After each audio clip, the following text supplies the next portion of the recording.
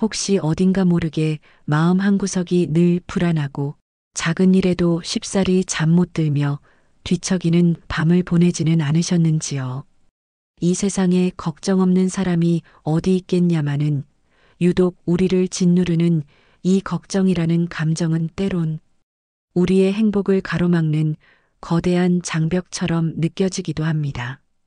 하지만 걱정은 우리를 갉아먹는 독이 아니라 어쩌면 우리 자신을 더 깊이 이해하고 성장할 수 있는 기회가 될 수도 있습니다. 우리는 왜 그렇게 많은 걱정을 하면서 살아갈까요? 대부분의 걱정은 알 수 없는 미래에 대한 두려움에서 비롯됩니다. 아직 일어나지 않은 일에 대해 미리 안다라고 최악의 시나리오를 그리면서 스스로를 고통 속에 몰아넣곤 하죠. 하지만 냉정하게 생각해 보면 우리의 걱정 중 실제로 현실이 되는 것은 극히 일부에 불과합니다. 걱정은 문제 해결에 전혀 도움이 되지 않으면서 우리의 소중한 에너지와 시간을 고갈시키고 정신적인 피로만을 가중시킬 뿐입니다. 우리는 걱정을 함으로써 마치 상황을 통제하고 있다고 착각하지만 실제로는 걱정에 의해 우리가 통제당하는 경우가 훨씬 많습니다.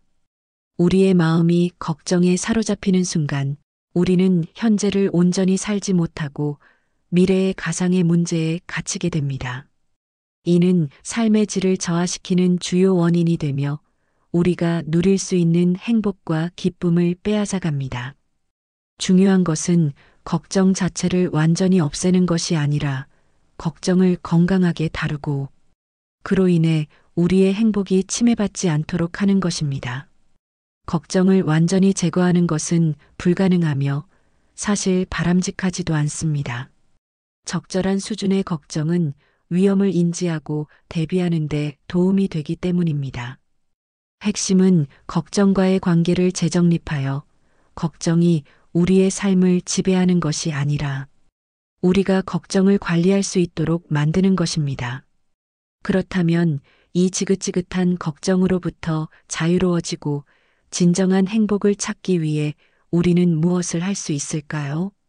먼저 내가 무엇을 두려워하고 걱정하는지 명확히 이해하고 인식하는 것이 중요합니다.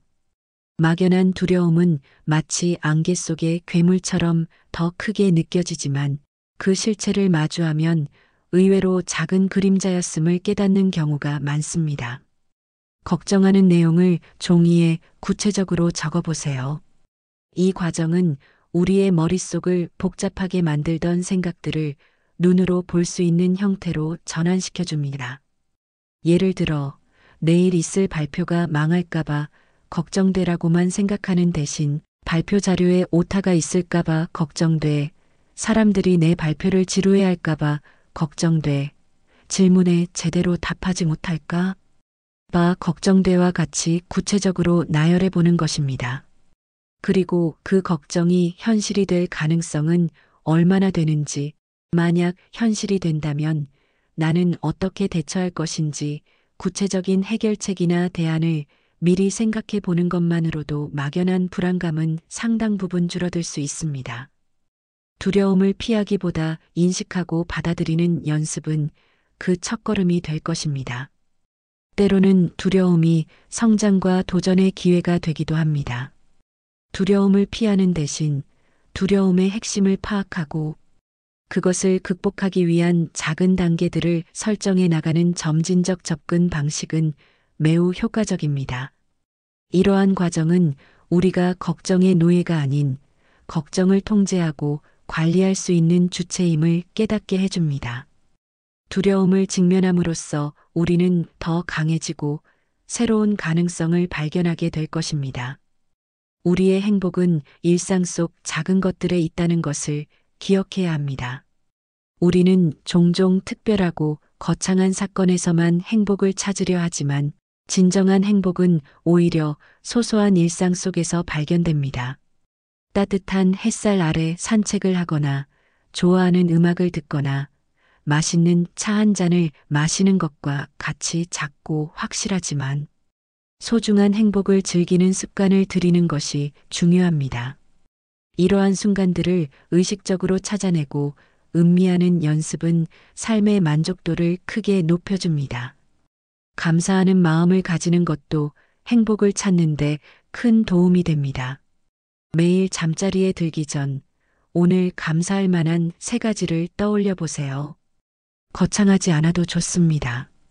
따뜻한 커피 한 잔, 친구의 다정한 말 한마디, 혹은 그저 평화로운 하루에 감사하는 마음을 가지는 것만으로도 우리의 마음은 훨씬 더 풍요로워질 수 있습니다.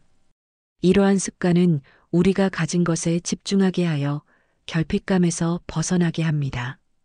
과거에 대한 후회나 미래에 대한 막연한 걱정 대신 지금 이 순간에 온전히 집중하는 연습을 통해 현재의 행복을 만끽하는 지혜가 필요합니다.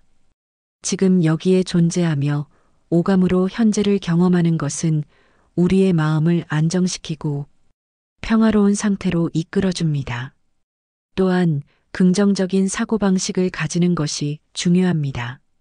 모든 상황을 긍정적인 관점으로 해석하고 어려움 속에서도 희망을 잃지 않는 태도는 스트레스 관리와 문제 해결 능력을 향상시킵니다. 목표를 설정할 때도 현실적인 목표를 세우되 긍정적인 마음으로 바라보며 행동 위주로 계획을 세우는 것이 중요합니다. 작은 성취들이 모여 큰 변화를 만들어낼 수 있습니다. 일상 속에서 자신만의 행복을 발견하고 그것을 즐기는 것은 단순한 즐거움을 넘어 삶의 의미와 가치를 더해주는 중요한 과정이 됩니다. 자신을 사랑하고 아끼는 마음, 즉 자존감을 키우는 것이 무엇보다 중요합니다. 자존감은 행복한 삶의 핵심 요소이며 모든 심리적 안정의 근간이 됩니다.